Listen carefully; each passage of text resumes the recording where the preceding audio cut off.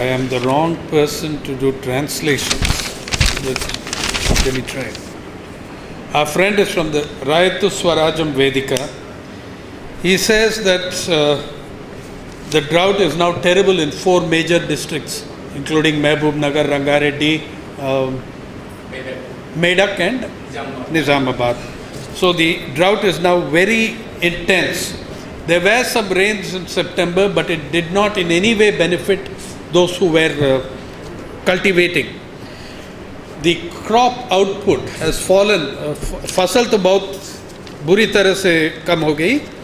जहाँ 10 क्विंटल कपास मिल रहा था, अभी सिर्फ 3 क्विंटल मिल रहा है. So there's been a 70% drop in crop production, in output.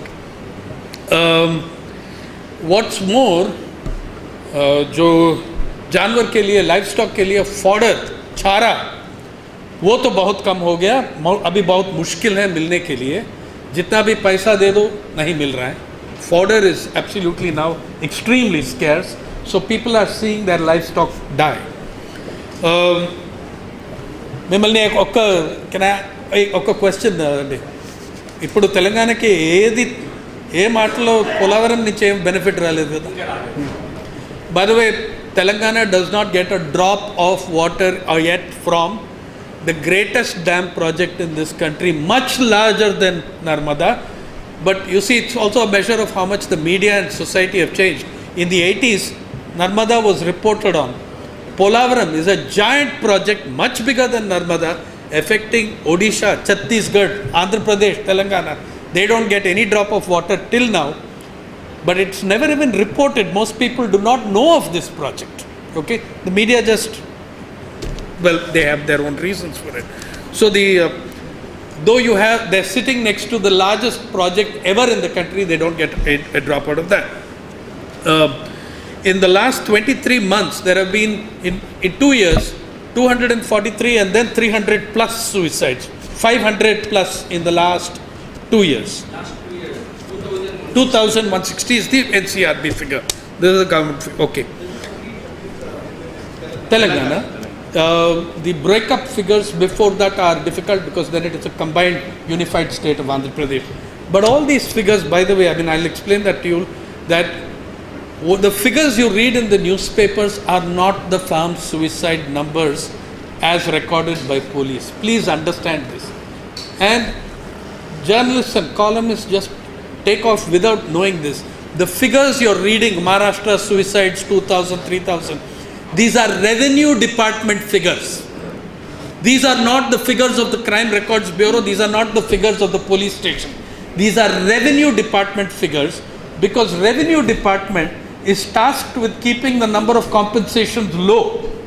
So you will find 1,000 to 1,000, 2,000 difference between the revenue department figures which you read in the newspaper and the National Crime Records Bureau figure, which will come much later.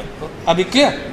There are 3 kinds of figures given out. One, the Chief Minister has to answer on the floor of Parliament. His secretary will draw a figure out of a hat. Second is revenue department figures. They have committees in each district to exclude farmers not eligible. Maharashtra created this incredible situation of putting a category called eligible suicides, like eligible bachelor and eligible bride.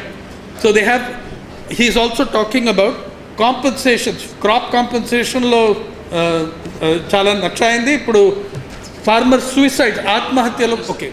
So whether it is in crop loss compensation or in farmer suicide compensation, there has been a very, very low percentage of response from the state. Actually the national average is about 12%. Okay. And there it's even worse because their government is going on a particular line. So the farm suicides victims are not getting any compensation except a very small group of them. Then huge fights over definitions of farmers. But KCR has recently declared that all categories, all ages of farmers will be compensated. That was the heat wave deaths, I'm sorry. For sunstroke death, regardless, he said it will be paid. However, the particular situation of tenant farmers is very terrible. It's a whole lecture in itself if you want to go there. It's the issue that he is raising on tenant farmers is one of the three most important issues in the agricultural crisis of today. It is something we don't give record to, and it is the tenant farmer crisis that the government of India is using to massage the National Crime Records Bureau figures of suicides.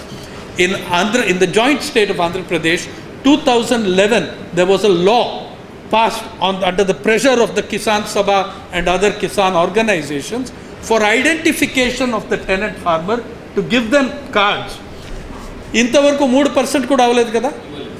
Less than 3% of tenant farmers have any form of identification, though there is a law in 2011 which mandated that in 36 months everybody should have it.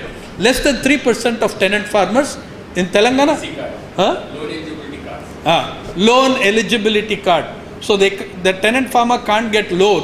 If his crop is destroyed by cyclone, the compensation will go to the actual landowner who may be sitting in the United States for all he cares.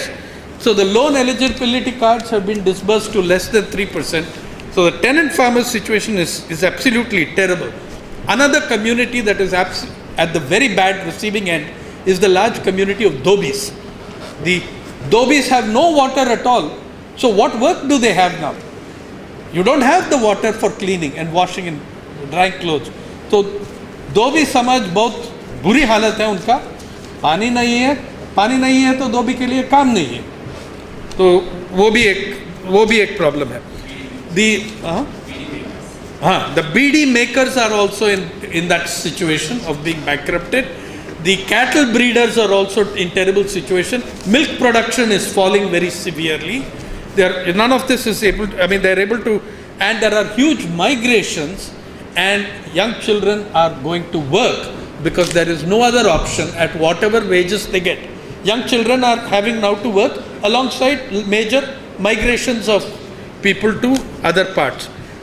So you are having severe drought, you are having a situation of crisis, not only there, but also say in Andhra Pradesh, where in Rayalaseema, in Anantapur, as he says, these were all once major millet producing. I think this is a very important point for your drought consultation. Anantapur, the Rayalaseema region 40-50 years ago was a major region for millets. Then you go and introduce groundnut and you introduce cotton. So you move from crops that were natural to the region, you move to terribly water guzzling crops and create a crisis where there was none. But now they are having a millet revival mission. Okay, they have just started the millet revival program, and he hopes that something will come out of that. About 100 mandalas or blocks have also launched they've launched a distressed areas program in about 100 blocks of Telangana and Andhra Pradesh. But the farm suicides continue, the problems continue. There is no one really looking out for these communities.